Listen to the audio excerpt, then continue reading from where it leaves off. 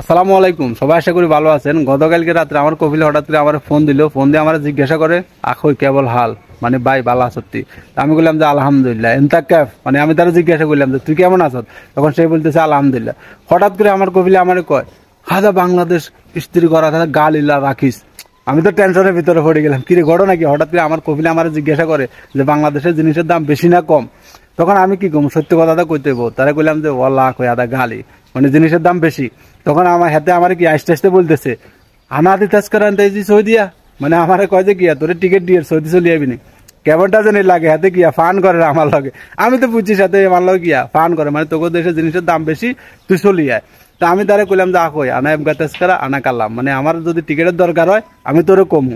এরপরে হাতে আমার কইছে যে আকই ওয়াল্লা তাল সোরা আদা বাংলাদেশ কুল্লো গালি, মানে কইছে যে তুই জলদি চলি আয়, বাংলাদেশের জিনিসের দাম বেশি। এখন আমি মনে মনে কই যে বাংলাদেশের জিনিসের দাম যদিও বেশি হয়, তারপর যাও কিয়া বাংলাদেশে থাকি যাবো, বিদেশে আর যাইতাম না, কাল্লিবালি বিদেশের গোষ্ঠী গিলাই।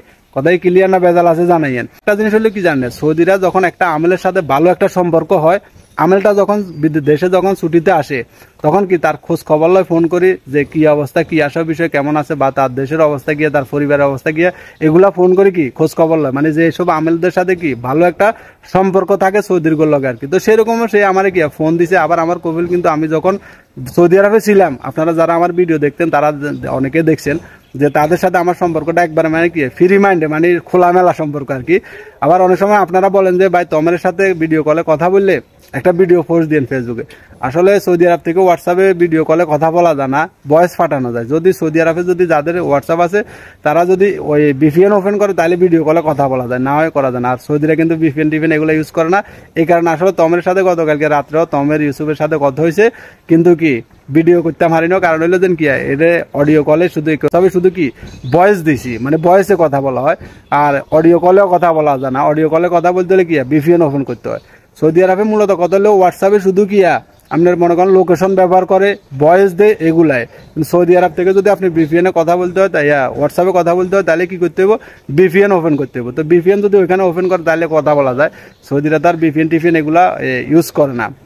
তো এই কারণে আপনারা অনেকে বলেন যে কি যে ভাই তমের সাথে কথা বলে একটা ভিডিও আপলোড দিয়ে।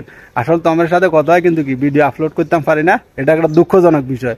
আর বাংলাদেশে মনে হয় বেশি দিন টিকতেন না। আমার কপিল যে বলতেছে যে তাল সোরা, মনে হয় সোরা সোরা কিয়া বাংলাদেশে তুমি চলে যাইতে হবে, কারণ এই দেশের জিনিসের যে অবস্থা, আপনারা যারা বাংলাদেশে আছেন আপনারা টিকে গেছেন, কিন্তু আমরা যারা আছি প্রবাসে আমরা কিন্তু কিয়া টিকতাম না। কারণ হলো আপনাদের লগে আমগুলো মিসিং করে লাভ নেই। তবে চেষ্টা করবো ইনশাল্লাহ কি আপনাদের লগে মিশে যাবে না, কারণ বিদেশ আর ভালো লাগে না, বিদেশ যাইতাম না খাল্লি বাল্লি।